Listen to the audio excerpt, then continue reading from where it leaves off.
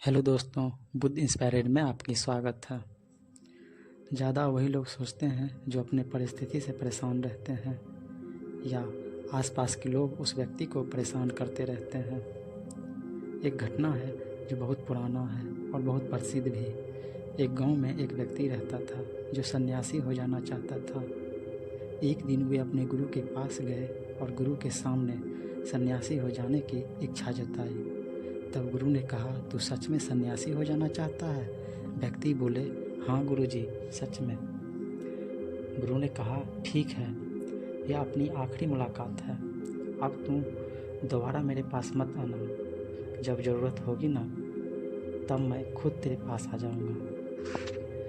इस आश्रम में 600 सन्यासी है। उन 600 सन्यासी के लिए तुझे चावल कूटने का काम करना है। ऐसा कहा जाता है कि वे सन्यासी अगले 12 वर्ष तक चावल कूटता रहता था। एक हल्के अंधेरे से कमरे में बस चावल कूटता रहता था।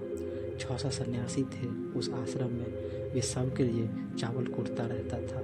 सुबह से उठता, चावल कूटता रहता, रात को थक जाता, तब सो जाता।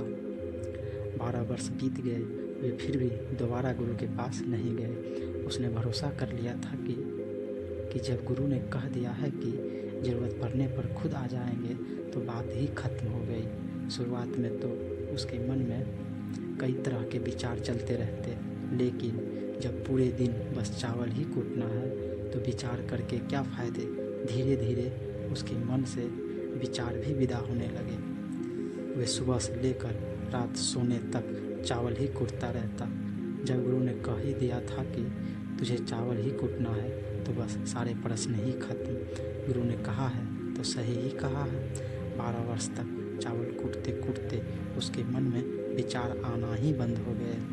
मन शांत एवं खाली हो गए। ना कोई विचार, ना कोई उलझन, ना कोई अड़चन, सीधा सा काम।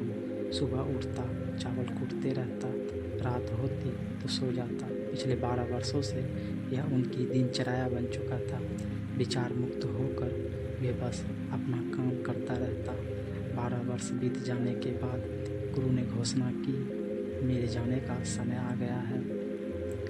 जो भी व्यक्ति मेरा उत्तराधिकारी बनना चाहता है वे आज रात मेरे कमरे के दीवारों के बाहर 4 पंक्ति लिख जाए, जिसमें जीवन का सत्य उजागर हो, जिसमें उसका और उसके विचारों का सत्य उजागर होता हो। लेकिन ये विचार उसके खुद के होना चाहिए या उसका खुद का अनुभव होना चाहिए। ये घोषणा सुन सभी शिष्य डर गए, क्योंकि गुरु को धोखा देना आसान न था। शास्त्र तो सभी शिष्य ने पढ़ रखे थे, लेकिन उन सभी शिष्य में से जो सबसे ज़्यादा विद्वान था, उसने साहस जुटाकर गुरु के कमरे के दीवारों पर उस रात 4 पंक्ति लिख दी। उसने लिखा कि मन एक दर्पण की तरह है जिस पर धूल जम जाती है। धूल को साफ कर दो तो धर्म उपलब्ध हो जाता है, और उस धूल को साफ कर दो तो सत्य सामने आ जाता है। सुबह गुरु उठे तो उसने देखा और चिल्लाए, यह किस मूर्ख ने मेरे दीवार को खराब कर दिया है। पर वे विद्वान ने लिखकर रात को ही भाग गया। वह डरा हुआ था, क्योंकि यह पंक्ति उसके नहीं थे। उसने एक बड़े शास्त्र से इन पंक्तियों की चोरी किया। इनमें उसका खुद का अनुभव नहीं था। शब्द तो अच्छे थे, लेकिन उनमें प्राण नहीं था। वह जाते समय अपने आश्रम के मित्र से कह गए थे कि अगर सुबह गुरु कहे कि वाह क्या बात कही है तो मुझे खबर कर देना, लेकिन अगर गुरु पढ़कर क्रोधित हो जाए तो पता मत बताना। सारे आश्रम चिंतित हुए कि इतने सुंदर वचन तो है, वचनों में क्या कमी है। मन दर्पण की तरह ही तो है, जिनमें शब्दों की, विचारों की, अनुभवों की धूल जम जाती है। बस इतनी सी तो बात है, साफ कर दो दर्पण तो सत्य का प्रतिबिंब फिर बन जाता है। लोगों ने कहा, उस सन्यासी ने बात तो बिल्कुल ठीक ही लिखा है, लेकिन गुरु ज़रूरत से ज़्यादा कठोर है। और अब देखते हैं इससे ऊंची बात गुरु कहाँ से लेकर आते हैं। ऐसी ही बात की चर्चा पूरे आश्रम में चल रही थी। पूरे आश्रम इस पंक्तियों को लेकर गर्म था। इस बात को लेकर 4 सन्यासी बात करते हुए उस चावल कूटने वाले के पास से जा रहे थे। उसने भी उन 4 सन्यासी की बात सुनी।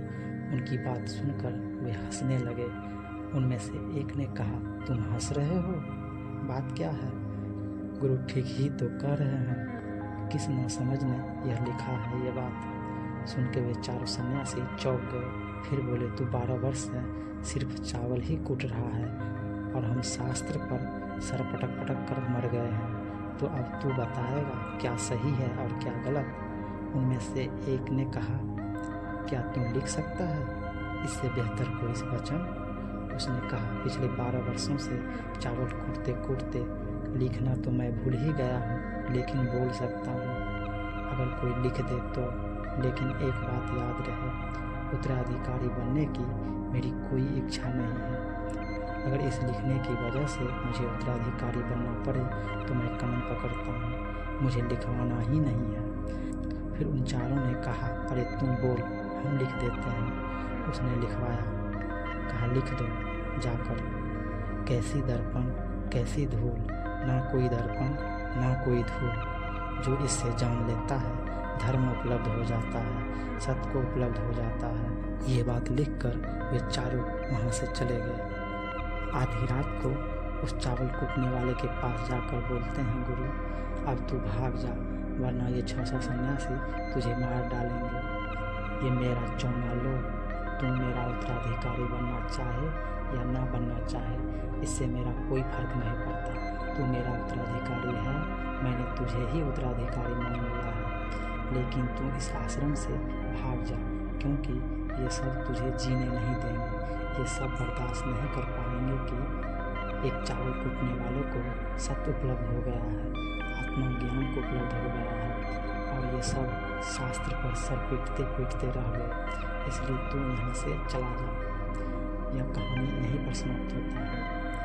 विचार सुंदरता के संदर्भ में एक बार गौतम बुद्ध ने भी अपने शिष्य से कहा था कि जिस दिन तुम्हारे दिमाग में विचार उठना बंद हो जाएंगे, उस दिन तुम सत्य का अनुभव करोगे, तुम खुद को इस ब्राह्मण को समझ पाओगे। यही सत्य ज्ञान प्राप्ति का पहला कदम है। दोस्तों, मन के विचारों को शांत करने का एक तरीका जो बौद्ध ग्रंथों में बताया गया है, वह खुद के विचारों पर ध्यान दे।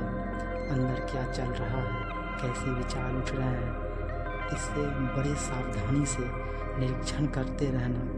पर इसका मतलब ये नहीं है कि हम अपने विचारों को दबाना, रोकना शुरू कर दें।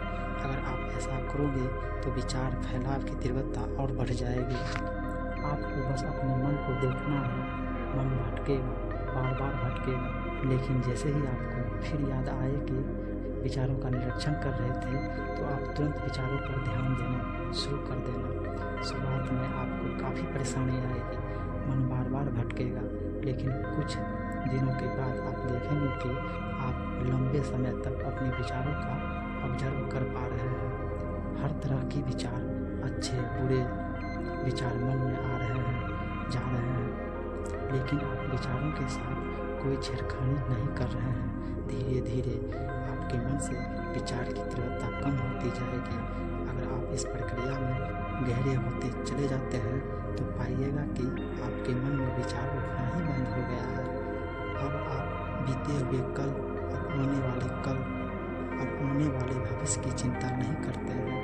अब आप वर्तमान में जीते हैं, और जो भी अभी इस समय आपके सामने है, आप केवल उसी पर अपना ध्यान केंद्रित करते हैं। हेलो दोस्तों, अगर ये कहानी आपको अच्छी लगी हो तो इसे शेयर कीजिएगा ताकि YouTube और लोगों तक इसे पहुंचाए।